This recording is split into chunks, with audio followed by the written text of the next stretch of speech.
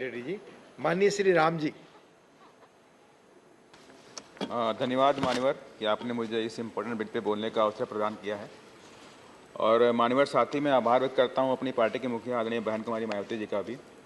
मान्यवर, offshore area mining bill 2002 के बारे में आपसे मैं कुछ कहना चाहता हूँ। 2002 में माननीय स्वर्गीय अटल बिहारी वाजपेयी जी प्रधानमंत्री थे और ये इम्पोर्टेंट बिल लाया गया था। उसका लाने का मकसद एक था कि समुद्र के अंदर जो इकोसिस्टम है और जो बायोडाइवर्सिटी है उसे कैसे बचाया जाए, क्योंकि उस वक्त भी बड़ी तेजी के साथ में अवैध माइनिंग शुरू हुई।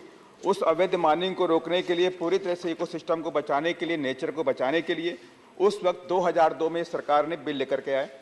अब उस बिल में को कमजोर करने के लिए अमेंडमेंट बिल लेकर आया गया। लेकिन मैं मान्यवर आपसे कहना चाहता हूँ, इसके लंबे अरसे तक हमें भुगतना पड़ेगा। इसके जो दुष्परिणाम आने वाले हैं पूरे देश को भुगतना पड़ेगा। अभी बॉन्डे जी बोल रहे थे कि समुद्र मंथन से सब कुछ मिला है, तो उसी समुद्र से आज भी हमें लाइफ मिलती है। मोर देन 60% जो ऑक्सीजन है उस समुद्र से आती है, जो उसके अंदर की हरी घास है, जो उसके अंदर शैवाल है, उससे आती है। और तो और उसी समुद्र के चारों तरफ करोड़ों लोगों की एक मछुआरे जो कम्युनिटी रहती है वो रहती है, जिनको करोड़ों लोगों का परिवार चलता है, उन्हें रोजगार मिलता है। वो मछलियां पकड़ते हैं, मछलियां पकड़ करके अपने परिवार को चलाते हैं। सी फूड्स वहाँ पे हैं। अब इस माइनिंग से नुकसान क्या होने वाला है कि जब माइनिंग की हम लाइसेंस देंगे, बड़ी बड़ी कंपनियां उस माइनिंग के जाके समुद्र के नीचे जाकर के चट्टानों को निकालने का काम करेंगे। चट्टान तो ऐसे निकल नहीं जाएगी, हम जाल फेंक देंगे चट्टान निकल जाएगी। चट्टान को निकालने के लिए हम बड़े बड़े विस्फोटक लगाने पड़ेंगे। चट्टान को निकालने के लिए हमें बड़ी बड़ी ड्रिलिंग मशीनें वहां पे पुट करनी पड़ेंगी। उसकी वजह से नुकसान ही होगा कि वहां का शैवाल खत्म होगा, वहां की हरी घासें खत्म होगी, वहां पे केमिकल होगा, वेस्टेज अंदर पहुंच जाएगा। उसकी वजह से सी फूड खत्म हो जाएगा, शैवाल खत्म हो जाएंगे, घास खत्म हो जाएगी और जो फिशरीज है वो सारी खत्म हो जाएगी। अगर नहीं भी खत्म हुई तो डीप सी में जाके रह जाएंगी। और उसकी वजह से क्या होगा कि करोड़ों लोगों को रोजगार जो मिल रहा है वो खत्म हो जाएगा। और सबसे बड़ी इफेक्ट क्या आएगा कि हमें ऑक्सीजन भी वहीं से मिलती है। 60% ऑक्सीजन आज भी हमें समुद्र से ही मिलती है। उसकी तरफ भी माननीय मंत्री जी को ध्यान देना चाहिए। और इसमें और खास बात बोली गई है कि लाइसेंस, एक ही लाइसेंस से हम बड़े एरिया तक उसमें माइनिंग कर सकते हैं।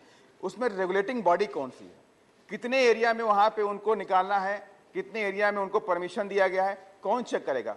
जब आज की सिनेरियो में मैं देखता हूं कई सारे केसेस आते हैं कि उनको जमीन अलॉट की गई है कोल निकालने के लिए, जमीन अलॉट की गई स्टोन निकालने के लिए, बिजनेसमैन उससे कई गुना जा करके कोल निकालते हैं, कई गुना जा करके स्टोन निकाल लेते हैं जो अवैध होता है। लेकिन समुद्र के अंदर से कौन नापेगा कि कितनी एरिया में उनको काटना था, कितना एरिया में रॉक निकालना था। ये सारा एक बहुत बड़ी एक चिंता का विषय भी है, क्योंकि अगर हम आने वाली जनरेशन के लिए कुछ सोच कर नहीं जाएंगे तो वह आने वाले जनरेशन उन दुष्परिणामों को भोगने का काम करेगी। मान्यवर, यही मेरा आप सबसे कहना है कि समुद्र को मंथन, समुद्र हमें सब कुछ दे रहा है, ऑलरेडी हमें सब कुछ अभी भी दे रहा है कि अभी कुछ नहीं दे रहा।